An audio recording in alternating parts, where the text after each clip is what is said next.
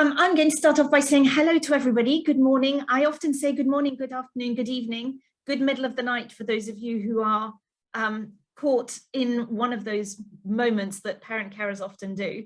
I'm really pleased to welcome Julia and Mary for a conversation about Surrey and the SEND system, or the additional needs system, and self-evaluation is what we're going to be talking about. But I thought it was really important. Most parent carers, well, certainly won't have met Julia, because Julia, you're fairly new to Surrey.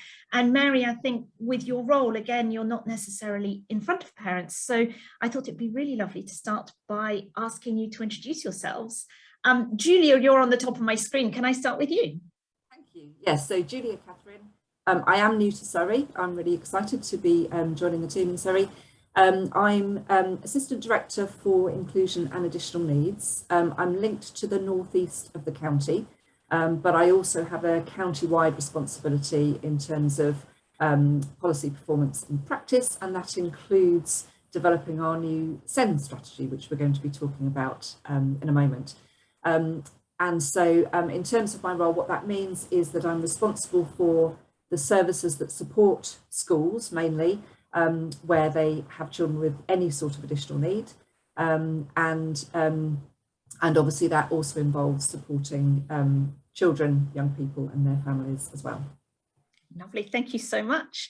I'm going to keep the introductions reasonably short because I know we've got a lot of work to talk to, but we might at one point have another slightly more informal chat, possibly. Mary, how about you? Thank you, Benedict, and thank you for inviting us to this conversation. It feels really exciting, actually, to be here, and whatever time of day people are watching, I hope you're having a good day.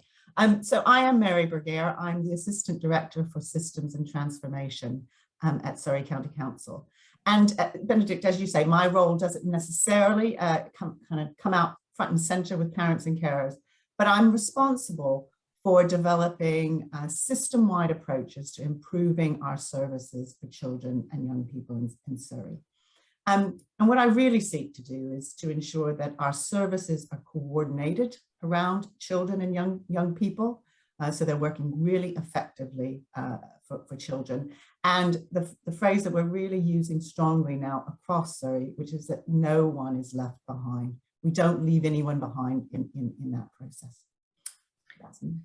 So you're in the kind of policy making bit and writing things and making sure that the processes are there for people to follow, is that right? The processes are there and joined up, and particularly across different services. So working across into health, working across into our third sector, just trying to make sure that we've got a whole system picture of what's working well and a plan to address those areas where we're missing. And often it's missing in the gaps, isn't it? It's missing in the join up. Yeah, so actually just so we know, we prepared obviously this conversation a little bit, and I go off piece, and I'm about to now slightly. I just wanted to say we're going to be talking about the system quite a lot, and there are a number of bits of vocabulary that come up. One of them is the local area, and they can be really confusing, and I thought I'd ask, maybe I'll say Julia to start with, but both of you, what does it mean when we talk about Surrey, the local area, the system? I think, Mary, you alluded to health and the voluntary sector, but it'd be really lovely to have a little kind of snapshot of what is the system.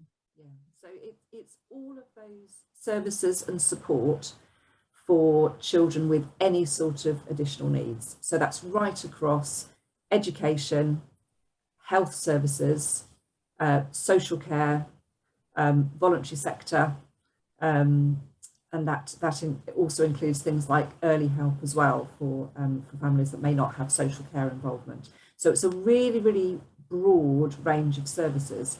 And Mary and I both work in education, so we're directly responsible for some of those services, but we're working in partnership with lots of other services. So we work in partnership with schools and colleges and early years settings. We work in partnership with all of your health services, so that might be your therapies, it might be speech and language therapy, occupational therapy. We also work in partnership, as I say, with early help practitioners and with social workers. So it's that really, really broad range of professionals who might be supporting any child with any sort of additional need at some time or another. And within that, we've obviously got our SEN teams who coordinate assessments, but that's just one little part of the overall system. And we know that lots of children, so something like 15% of children will have some sort of additional need at some point. So we're talking about that really broad range of services that supports that. So it's a lot of families, isn't it? And Mary, one of the other things that strikes me in that coordination across things is that we're talking about children's services, but of course the SEN system goes up to 25. So do you find that you also need to coordinate with adult services? I was going to draw that in, because of course it is about that whole lifetime pathway of a child who naturally is going to grow up, and we want them to be successful adults. So it is looking ahead and looking at how we make those transition points, whether it's from early years into a school age, but from school age and then into adulthood. So working across that transition into adulthood and adult social care for those children who will receive adult social care services is absolutely vital. And that's why that whole kind of seamless journey is something we're really trying to look at. And through our self-evaluation, which we'll talk about, we want to look at all those stages of a child and family's life, not just focus in on one. Great, lovely. So it's straight into the meat of what we're here for. Julia, can you explain to me, what is it that we're talking about when we say self-evaluation?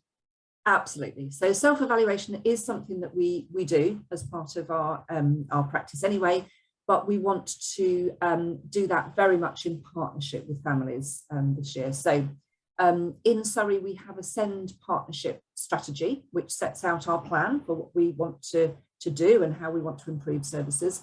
And our current strategy runs from 2019 to 2022. So it ends this year. So all of the plans that we have in place hopefully should all be delivered by the end of that strategy. And we are currently starting work to develop our new strategy, which will then be in place from 2023 onwards. And in order to make sure that strategy, that plan, identifies the right priorities, we need to start off with a self-evaluation. So before we can go on to writing a strategy, we need to find out what are the things that we need to focus on? What are the most important things to focus on to improve services and outcomes for children with additional needs? So we want to listen and understand to families' views on the things that are working well at the moment, and the things that the areas where we need to improve, to further develop services, and what are the most important things? What are the real priorities that we need to be identifying? So that's really what the self-evaluation is. It's collecting feedback from as many different sources as possible. So from children and young people themselves, from parents and carers, and also from professionals. So we get that really rich and full picture of how are things working at the moment, and then where do we need to then focus our energies to further improve services as we move forward. Can I ask, because I think one of the questions that I'm fairly sure will come up is that there's almost a sense of marking your own homework, which I can see there's real benefits and pitfalls to that process. But it also seems to me that one of the benefits of involving families is that we have the possibility of saying to you, not simply, well, that was rubbish, but say, this was rubbish because, and if it could be done that way, then it would be better. And I'm wondering, are you looking for a kind of tick or a cross, or actually are you hoping for more information that might tailor things better? Absolutely that. So we want to work in co-production with families. And that means, yes, we need to sort of listen to when things are not working, but also I want us to be looking for the solutions together in partnership, because families with lived experience are experts in how the system is working for them. And so we really need to be listening, but not just, as you say, to where things are not working, but actually, and what would make it better? What would the solution look like? And actually co-creating that strategy together with the families that we work with. And I'm really heartened to hear that. I know that from our perspective at Family Voice, we work really, really closely with the team at Surrey and a huge team last year on the all-age autism strategy. And there was a really strong sense of co-production in a way that I think that's probably the first big project that Surrey have really properly done co-production from a parent-carer perspective.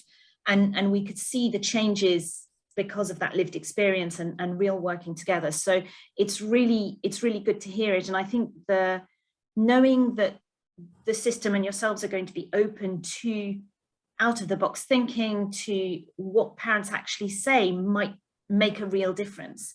I'm really hoping is going to encourage parents to really engage with this process, because I think, as you say, we need as many families and as many different families as possible to come and give their experience and what they would like to see, what has, you know, I had a lovely couple of messages just recently from parents who had just heard that their child was going to be issued with an education, health and care plan, and it had gone smoothly. And that was really lovely to see. There's still anxieties about the next steps, but the fact that when we hear that it can go smoothly, that it balances a picture with where some families find it a very, very difficult process. So having that broad variety feels really important.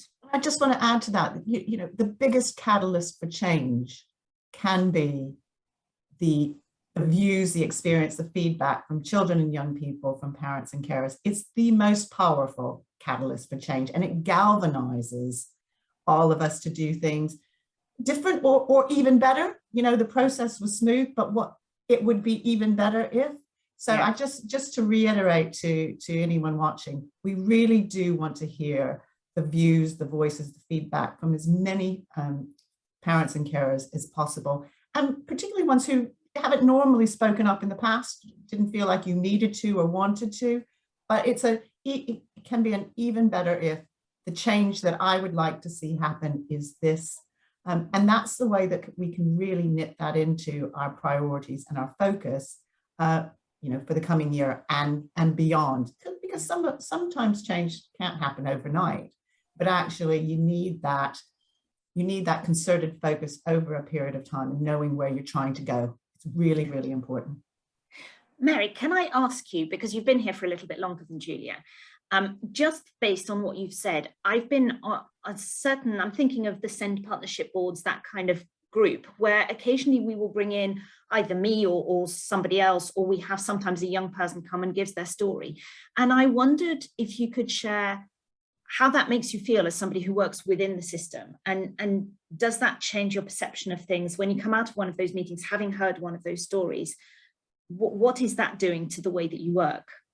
Oh, it makes it tangible, doesn't it? It immediately takes something that might be a strategy and roots it into the reality of people's lives.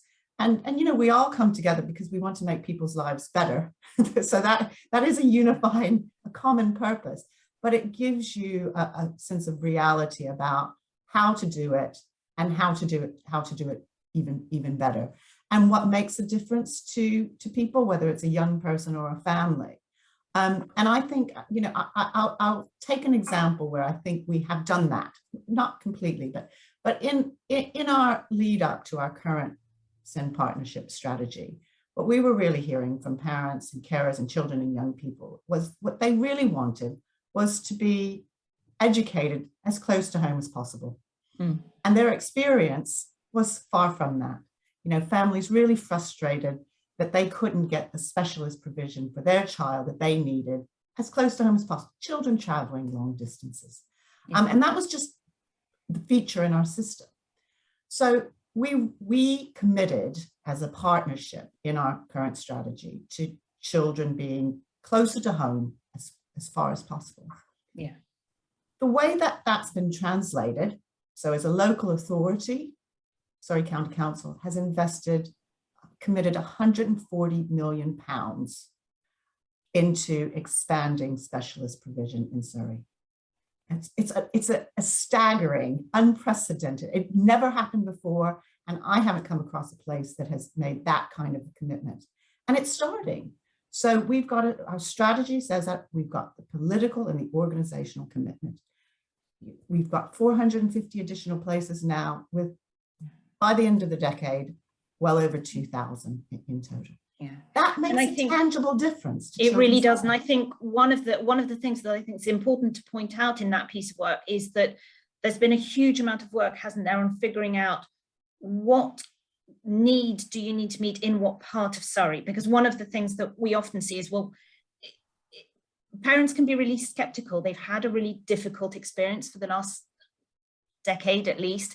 And so there's often, well, how do you know it's the right school? Are you just going to stick a school with autism or whatever? But actually, there's been a lot of work in the background, hasn't there, on analysing what there is. The work that goes on, because it is, and it isn't, Benedict, you'll know, it's not just about bricks and mortar. I mean, that's important. You do need some of the bricks and mortar, but you do actually, you need the right provision in the right place. And I will say is, it isn't just about we also need and getting the enthusiasm of our school leaders to educating children with additional needs closer to the commitment and the planning from our therapy providers to being there. So that's why it's important that it's that common purpose across the whole partnership, because it will never be just a kind of single solution, and that long-term commitment. So I think that's how, for me, we translate hearing from parents into our strategy, into our commitment, into our doing.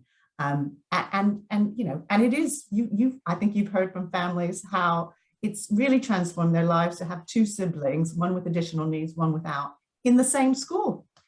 You know, it can be really, when it's the right solution, when you can get their needs met, it makes life so much easier, doesn't it? I know, Julia, if I can turn to you for a moment, the next question that we were going to talk about was what outcomes we are all hoping for. And I think within that, what I'd like to bring in from you is, I have recently started working with Julia fairly closely since she's come in, and I'm really struck by the speed at which you want to get action happening. And I wondered in that kind of, we can look at big ideal outcomes, but also how do we manage those little things? And you mentioned the development of a sense strategy that's going to need to be happening, and I wondered how that fitted in, if you could tell us a little bit more about that. So in terms of the outcomes that we're looking for, we're obviously wanting to hear from as many families as possible, including, as Mary said, those who are seldom heard, so we get that really full picture. We want to make sure that the strategy is then owned by the whole partnership, so that everybody is invested then in the solutions that we're looking to achieve. But in terms of the speed of progress and the outcomes that you mentioned, so sometimes it's about the big things, as you know, as Mary said, the investment and, you know, making sure that we've got the right provision close to home. Sometimes there are really small things that we can do that make a big difference to families.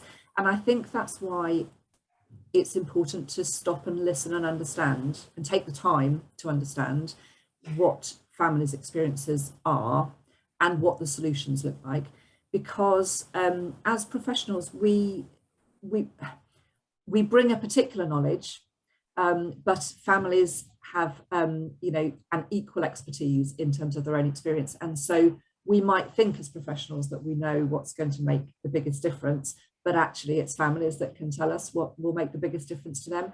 And I think sometimes, you know, I was reflecting on your question about how does it feel when you hear from families. It makes me feel really humbled because I don't know the answers. But if we take the time to listen, sometimes we can identify some really straightforward things that we could do differently that would actually have a really big impact on the way that families experience a very complicated system. We can't stop the process of identifying needs, meeting needs. We can't stop that being a complicated system. But what we can do is make sure that families have the best experience of that as possible, and that we do the best job that we can as professionals to support families to get those outcomes. We hear from a lot of families that the families who have a good experience, almost, I would say, inevitably have had somebody holding their hand. So it might be a SENCO who really understands the legislation, the system, their school, the relationship between the school and the local authority, who may well understand the health bit, but they've actually really guided that parent through the process and held them and reassured them. Or it might be a caseworker who does a similar job. And it seems to me that a lot of the things that we hear at Family Voice are where that falls away, where communication stops at that really basic level. And I suppose one of the things that I'm interested to find out within that self-evaluation process is, do you think that the system will be able to respond to, I suppose, the things that when we ask a question and they say, well, it shouldn't be happening that way, it should be happening this way. So it's not about recreating the system, it's about saying, well, the system is working, but the people within it aren't doing what we expect them to be. And I wonder if in this process, as a kind of dynamic thing, you might be able to address some of those issues rather than doing a big kind of consultation piece, waiting for a report, and then one never really knows what happens to the report. Yeah, absolutely. So self-evaluation needs to be an ongoing process. I guess what we're doing is taking this opportunity to talk about how we want to do things differently this year and sort of bigger and better than ever before. But it's always an ongoing process. And I think one of the challenges with the SEND system, we talked about the system at the start of the conversation, is that there are so many different professionals potentially involved in supporting families that it's a challenge, isn't it, to make sure that families are supported by the right professional at the right time in the right way. And that will always be a challenge because there are so many different services involved in the system. So we need to recognise that that's a challenge and then find solutions to address that. So yes, we want to go beyond saying, well, that's what should be happening, to work out, well, when is it and when isn't it happening? What are the things that help that to happen more? And and what actions can we take to ensure that that happens for families? So I think it's going beyond the very superficial, well, this isn't working, but it should be, to actually looking at what would the enabler be to enable that to happen for more and more families, and ideally all families. Before I go on to the next question, I just wanted to bring something in that I suppose for me, the theme that winds through all of this and all of the work that we do is that every single person that I meet, be they a parent, be they a teacher, a doctor, an officer at the council, or a voluntary sector provider, every single person I meet absolutely has in their mind that they want to make the life of a child, and in our world, it's a child with additional needs, as positive as possible, and really to see that child as a potential adult and what is their life going to look like. And one of the things that has been very much ringing in the halls of Surrey for the last year or so is the Time for Kids initiative. And I thought it was important to bring it in because we're doing a piece of work with Surrey Youth Focus and others that's similar around parents. We've been talking about parents as partners. And I love that phrase because I think it's really, really important for parents to be seen as part of the team around the child rather than as bolted onto the child itself. We often experience this world as a kind of patient adjacent rather than, You know that? Did you not, Mary? Oh, No. yes, no. As a parent carer, you are almost seen as an extension of your child and their additional needs. So you get lots of words of you're over anxious, you're overprotective, and lots of reassuring. The trouble is that actually most of us are exactly the right amount of anxious and protective because our children have really complex difficulties. So the idea of a parent as partner is, for me, really important. And we talk, that it feels important to bring the Time for Kids because we talk about those 5 principles of connecting, of belonging, of hope, trust. I always forget the last one. Believe. Yeah. And I think what you're describing fits with that really well, doesn't it? This is what we're aiming to do. And then we need to bring it into what are the concrete things that allow us to do it. And is that who in the system is going to be the person that can take that family on given their unique set of circumstances? so I just wanted to bring that in because it felt quite important. Yeah, and for me, as somebody who's relatively new to Surrey, that's a new experience for me, because you know, that this is how Surrey works. This is not what happens in all local areas, and it's been really striking actually that every partnership meeting starts by thinking about those Time for Kids principles, and every professional around the table is you know, invited to think about, you know, real children, real families, which, as you say, is the reason why we all come to do the jobs that we do. But it's really important to frequently revisit that and to think about things from the family's perspective. So it's been very striking for me joining Surrey that is the approach that is taken here. And certainly as the Parent Carer Forum, for me, it's the most visible aspect of something that is culture change that we've been hoping for a really long time. And it's really, really welcome. It's difficult, I think, at times, and it's really difficult possibly from the outside to see how profound that is. And I'm really fortunate because I sit in a lot of these meetings, so I can certainly say that I witness, you know, people's faces change, and the direction of the meetings can change based on what one story, a story that is shared. And then at the same time, Mary, I'm going to turn to you and go, so we've got these really big hopes and dreams. We know that we need to do things that impact families specifically. And then it's, how do you, as this big unwieldy organization, turn that into a process of, you know, how is this self-evaluation going to work? How long are we need to put a deadline on it somehow, don't we? Otherwise we don't get to the doing bit. And I was hoping you might be able to tell us, how's it going to work? What's the time, and maybe when might parents begin to see the effect of the work that we're about to start? Okay, yeah, I mean, we do have a time bounded thing. So we are working to having a new strategy from 2023. So what we're using, yes. Sorry, 2023, is that January? Is it April? Is it, when are we talking? It's January. That's our end. Now the world wouldn't stop turning if we didn't have it. But that's all. It's always nice. New year, you know, our refresh strategy. But you know, it's going to be a real achievement, and it's going to be a really important thing for us. So that would be our aim.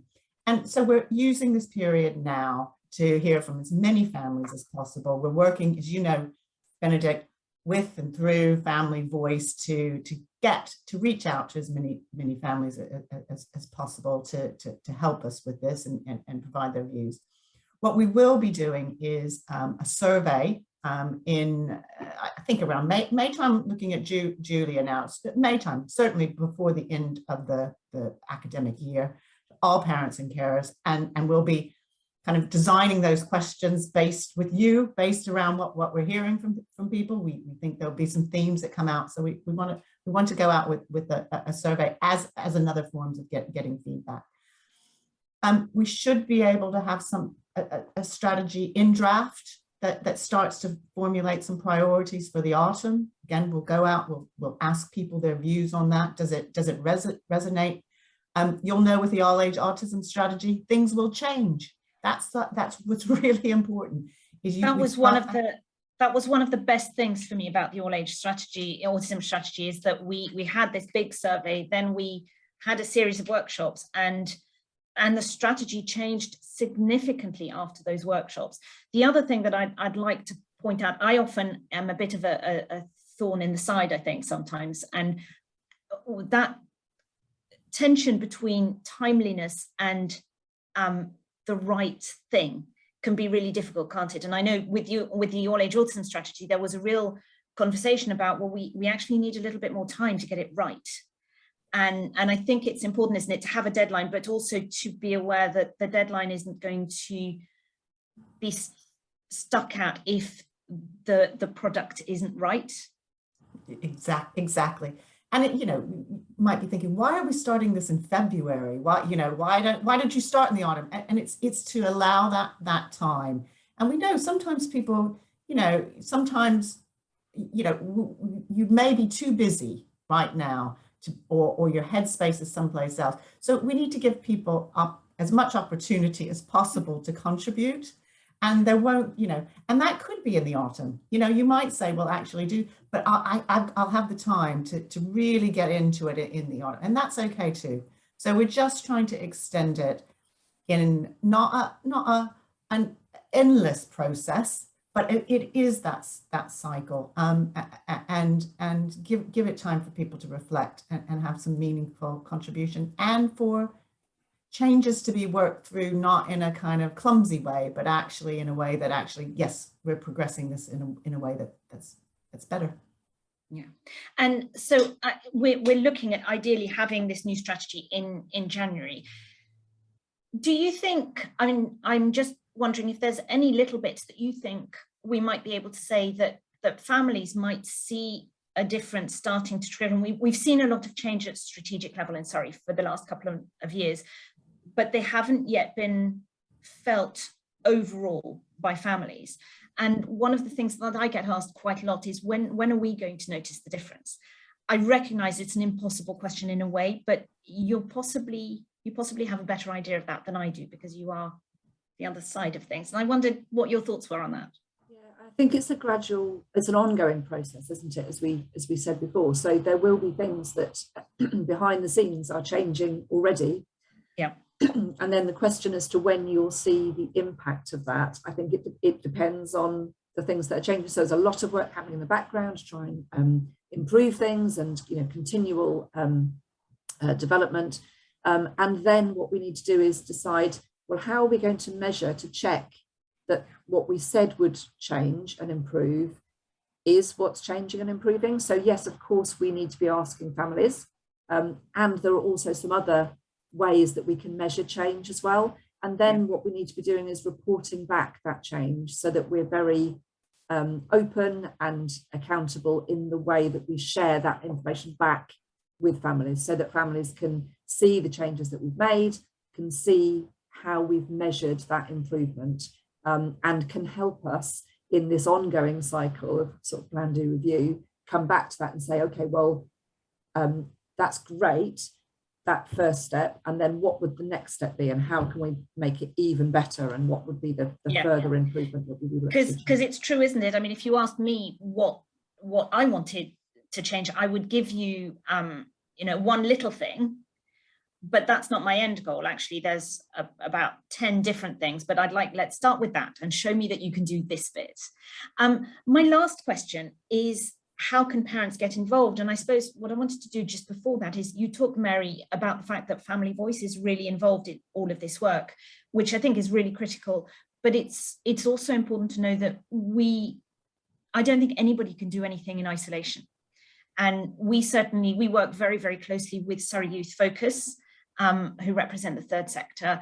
But generally, we know that parent carers are very busy. They have complicated lives, and they need to be able to talk to the person they already know, whether that's a school, whether it's a voluntary, say it might be a short breaks provider, it might be whoever, and so we try not to be too precious about how the information gets there.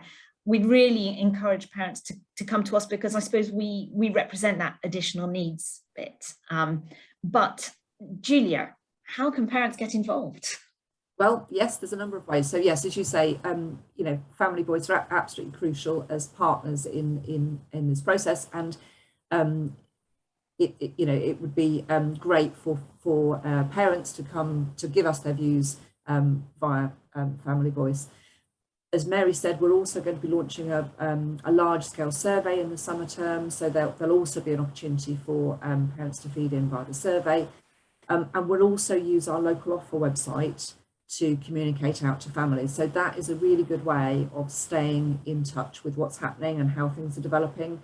And there will be opportunities via the local offer website to give us further feedback and information as well. So it's surreylocaloffer.org.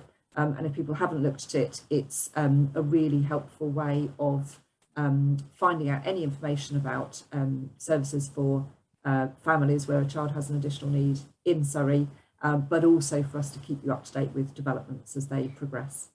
So we will be, the three of us together will make sure that we've got the links that are relevant to go on in the comments of these videos so people can click on them easily. It's navigating all of this information can be really difficult. Do you have any plans for schools being a conduit for parents to give their feedback as well? Yes, absolutely. So we are sharing obviously the same information with schools. We're looking for feedback from schools as well as from families, because we want to gather that from as many different sources as possible. And we're looking at the way that we get information out via schools. Lots of schools will have invite families in and meet with families on a regular basis. So we want to be tapping into those opportunities as well. So in summary, there will be lots of opportunities for families to give feedback. And I think, Family Voice will continue to be our sort of key partner in enabling all families to be heard.